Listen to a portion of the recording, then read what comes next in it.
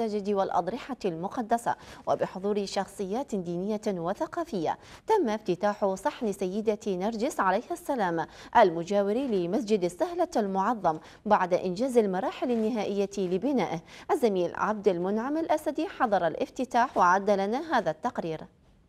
في إطار التوسعة والعمران التي تشهدها المراقد المقدسة والمساجد المطهرة في محافظة النجف الأشرف، تم افتتاح صحن السيدة نرجس المجاور لمسجد السهلة المعظم بناء على دعوة من أمانة مسجد السهلة الشريف، هذا المسجد المقدس الذي هو محط الأنبياء ومحط الأئمة المعصومين سلام الله عليهم. مسجد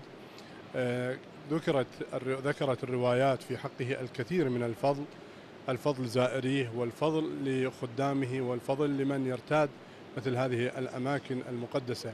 التصميم الذي أنشئ بموجبه هذا الصحن روعي فيه معالم الحضارة الإسلامية في مختلف البلدان ليكون تحفة فنية كما يصفها المختصون.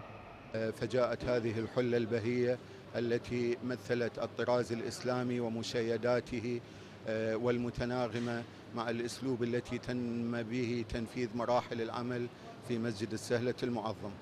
طبعا تم مراعاة الطراز الإسلامي للتصاميم للمساجد الإسلامية، وتمت الاستعانة بالكوادر ذات الباع في تصاميم المساجد الإسلامية من الكوادر التركية والكوادر الإيرانية والكوادر الباكستانية.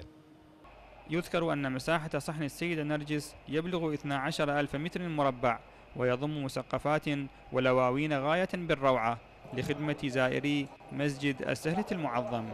اليوم نفتتح الصحن المضاف لمسجد السهلة المعظم، صحن السيدة نرجس بقيمة 8.5 مليار دينار عراقي على مساحة 12,000 متر مربع. يعتبر من المشاريع المهمة والكبيرة من مشاريع النجف عاصمة للثقافة الإسلامية 2012.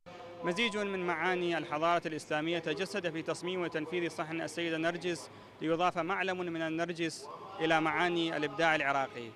من داخل صحن السيدة نرجس في محافظة النجف الأشرف، عبد المنعم الأسدي، قناة العراقية الثانية.